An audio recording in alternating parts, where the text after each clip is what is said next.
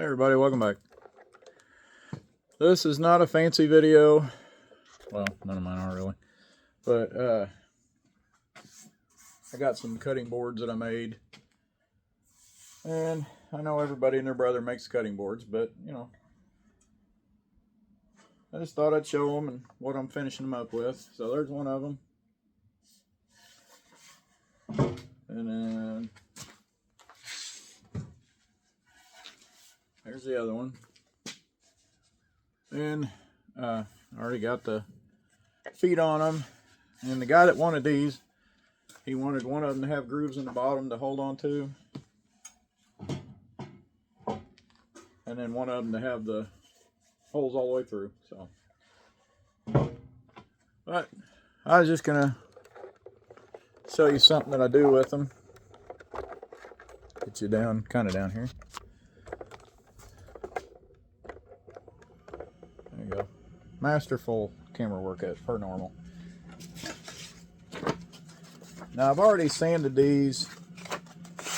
After I got them glued up, I ran them through the planer to get them down, you know, to make up for any, you know, height differences or any of that kind of stuff. Because, you know, when you glue them up, that's something to remember is sometimes stuff slips. Your levels when you join pieces of wood together. So even if you try to get it perfect, always make your cutting boards thicker than what you're going to need them. At least I do. That way I can run them through the planer, and which got my planer sitting there, which per normal, look around, chops a wreck. But it's and the only reason I was really going to do it, like, I got it sanded down. It's good the way it is, but before I put the covering on it, I like to take a little bit, you know, and do a little hand sanding. So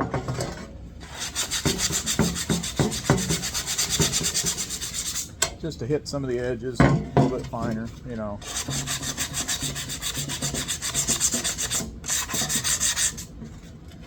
Like I said, I've already done most of it. And like there's some spots, like right here, you know, it had a little knot there and a little crack right here. I filled those in with epoxy and then sanded them down.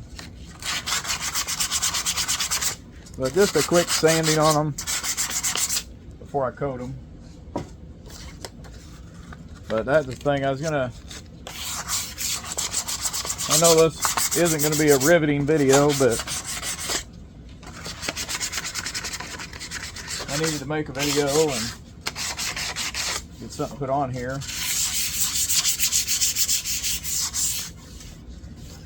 Just an initial, and like this is 100 grit, and then I got 220, and I had already used 240 on the main part. And that's the thing, you don't want to go, let me lift you back up here. There we go. You don't want to go, I mean, if you're going to paint it, it doesn't matter, but if you're going to stain it or put any kind of oil in it, you don't want to go too fine of a grit, because it can actually make it so fine that your stain and your oil doesn't penetrate like it should. So let me grab a rag here.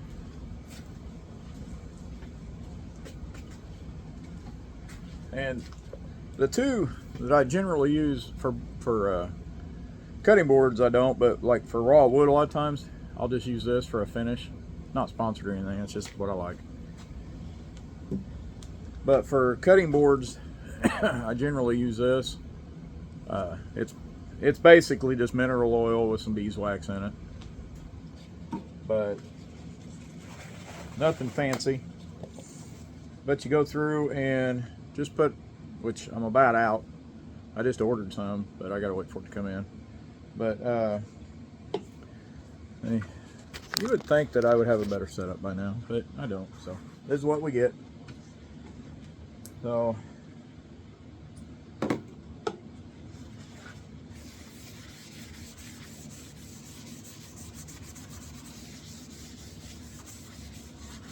and just from the part I did to not doing, get it in the light there. There you go.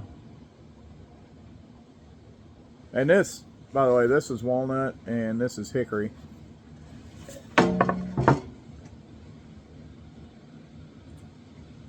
Which I may have to go get some more before I can finish this, but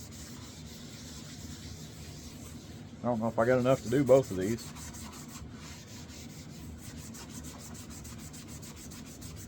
Which the food prep part I could do with the mineral oil, and then I could use that other feed and wax stuff for the bottom side because it's not going to have food on it. So.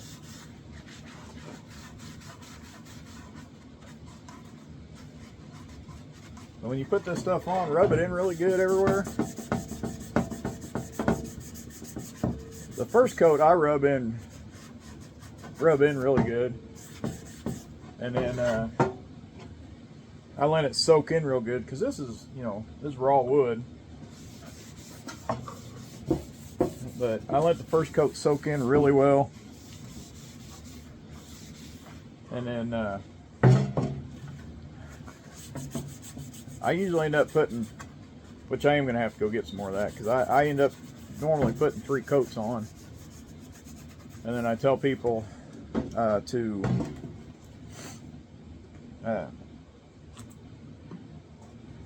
recoat this at least once a month,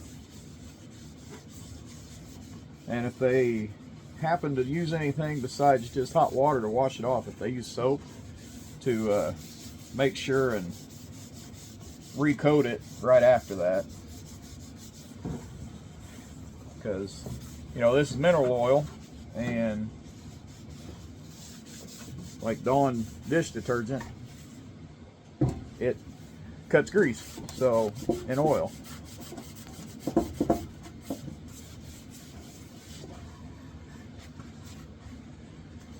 And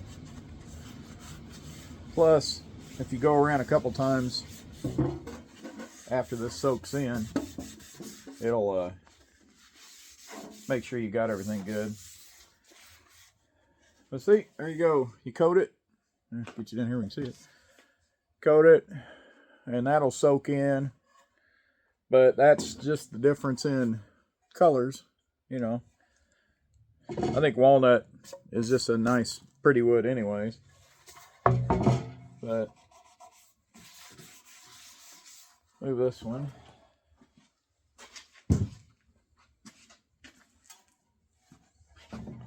I know this isn't, you know, super exciting, but I just wanted to make a video, and might be somebody out there that, oh, after I drop everything, might be somebody out there that likes watching this kind of stuff.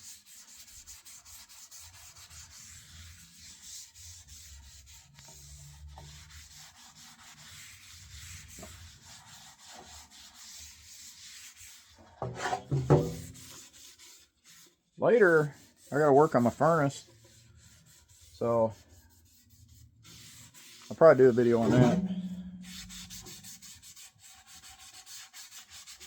It is currently working, but it's got a little bit of a hiccup that's going on with it, so if anybody does watch this video, and later I'll have another one posted, you can watch that if you want. I don't know if you'll learn anything from it, but never know, you might have the same problem with yours sometime. Yeah, it looks like I'll have enough for the first coat, but I'll have to go get some more for subsequent coats.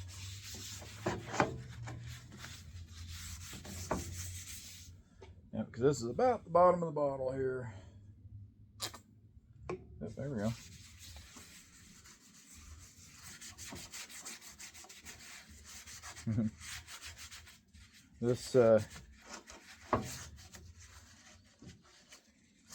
this one handle over here, my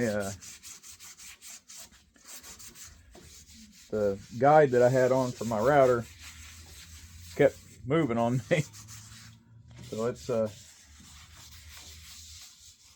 this one's not overly pretty on the inside, but it's on the bottom. So, and then these little knots right here, I've got some stuff in there to seal it, but I wasn't too concerned about it because it is on the underneath side.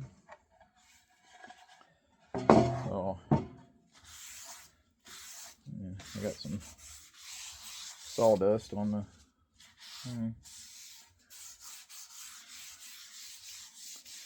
and normally when you use this stuff, you'll want to kind of wipe off the excess, because mineral oil can go bad sitting out like that.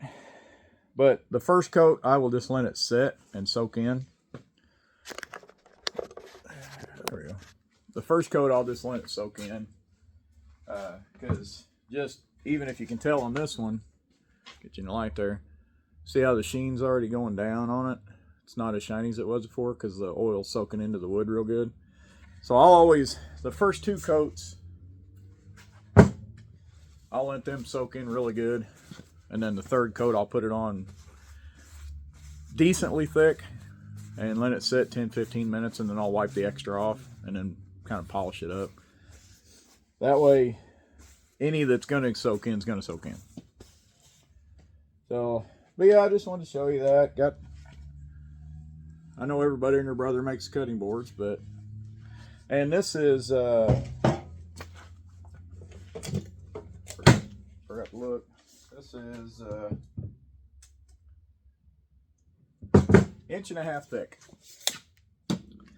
And when I can, I try to make them a little bit, I try to make them a little bit thicker when I make them. And the reason being, at least for me anyways, is, you know, it's a cutting board. See how it's nice and all pretty and smooth right now?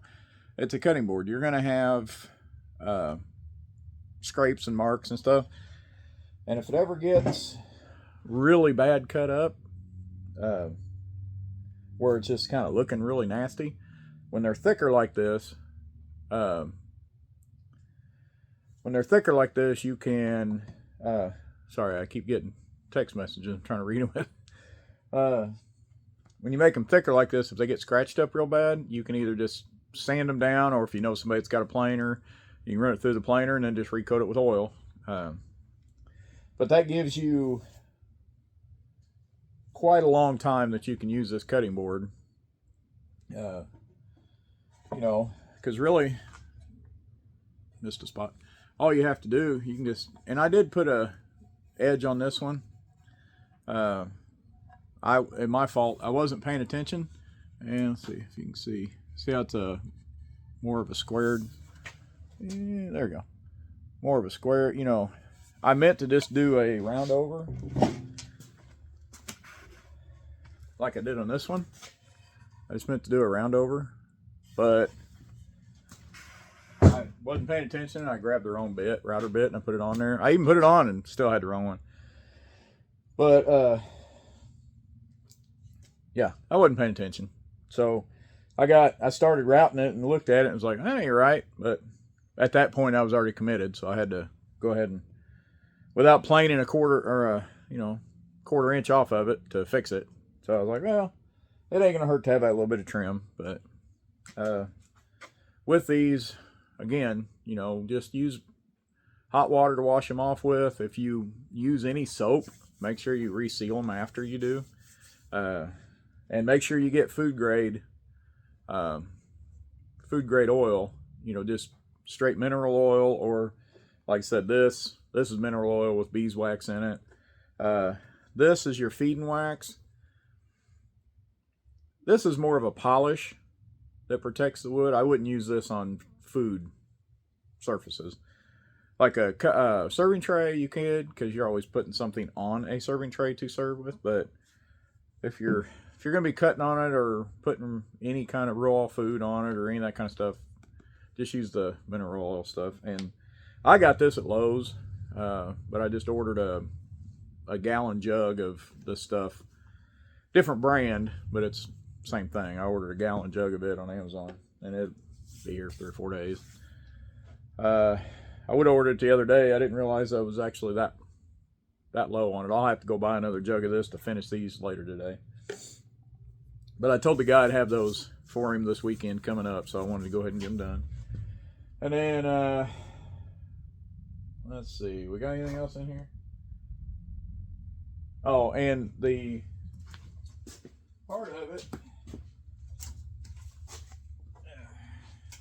and whether you guys find this interesting or not, this is just a chance for me to ramble. So, but this is a walnut slab that I got, and I got them, you know, really good price, mostly because see the crack. But there's still plenty of wood here that I can cut strips out of, and it's usable. But I've got a bunch